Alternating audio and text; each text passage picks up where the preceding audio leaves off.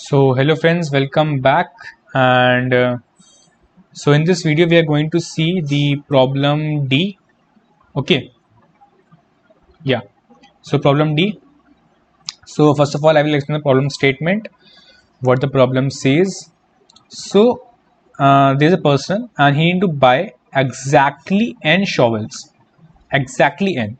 Okay, so the statement is a bit like lengthy, so I will very quickly explain what it says. See, you need to have, suppose a number k. Suppose let's take first example. Suppose 8, and you have a number this. So, what you need to do? Suppose you need to opt for 1, 2, 3, 4, 5, 6, or 7, and you need to equally check. Like if I opt for a thing which has only 1 in it, so how many number of these I have to buy? Suppose it is the package which has one size, okay, or you can say a one item in it. So how many number of packages I need to buy so that I can get as minimum number of packages as possible? So I need to opt for as minimum as minimum packages as possible.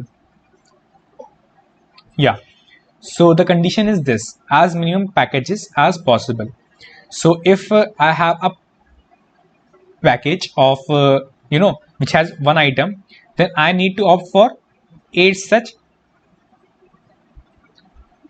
packages. Now if my package had 2 items, then I need to opt for 4 such packages. Basically what I'm doing is 8 by 2. If I have a package which has 3 items, then I can't opt for this, because if I opt, then as you can see that I can't equally distribute it in my number of packages. If I have 4 item in one package, then I can opt for 2 such packages. If I had 5, then I can't opt for this. If I had 6, then I also can't opt for this, because see, it can't be equally, because the main condition is that we need to equally distribute exactly I shovels, and we have the infinite number of packages such of such type. Then if it is 6, then it will not be used, and it will not be used similarly. So as you can see that these 1, 2, 4, what are these? These are the factors of this 8. So basically what we need to do is we need to find the factors of n which are less than or equal to k. Now you say, how are it? See, the factors which are included here are only up to the number k. I was not able to opt for 8, because because the maximum item which I can have in a package, it can only last up to value k. So I will not opt for this. So I will opt for the fact. Now you will say, why I opt for factors? Sorry. Now you will say, why I opt for factors? So I opt for factors because I need something which can equally divide the main element. Means this, basically, because I have a package in which I have one item, so I need 8 such things. Okay, so now you will say, okay Aryan, but I can see the constraints are pretty large. So yeah, we have a pretty standard algorithm which will find the factors in root of n, and by this I will store my factors of the element n in the array. Okay, and basically then I will check which value will give me because which factor will give me the minimum value? Here it is 2, which is the answer from the factor which is 4. So yeah, now let's have another example. Let's take an example when I have, suppose my, let's say it is 6 and it is 4. So the factors of 6 which are less than 4, 1, 2, 3 and 6, but I can't opt for 6 because it is more than 4.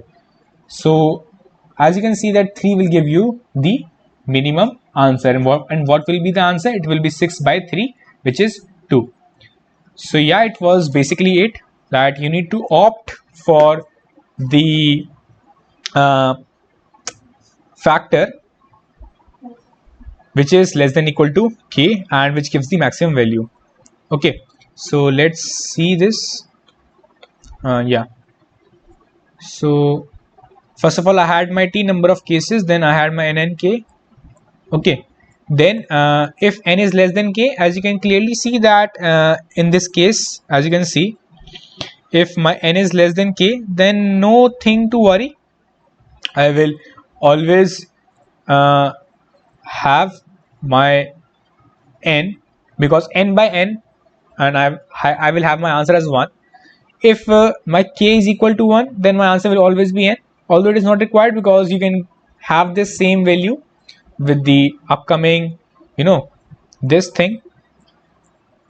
Now I have my vector called factors, although frankly speaking it was not required, because you can see for the largest factor, and the largest factor will have the minimum value of the thing like n by something r.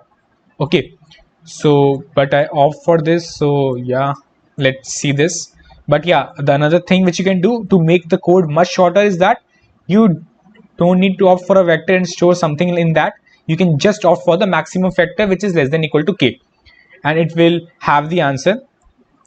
So it is basically the root algorithm to find the factors. I push it in my vector and I just find the minimum which I can get value of n by a factor of I. Okay, see, as you can see here, n by factor of I. Although I'm again speaking that it is not required to store it in a vector, you can just opt for the maximum factor because it will give the minimum result. Yeah, then I output my answer. So yeah, it's it, and thank you very much for watching this video. See you in the next video. Bye.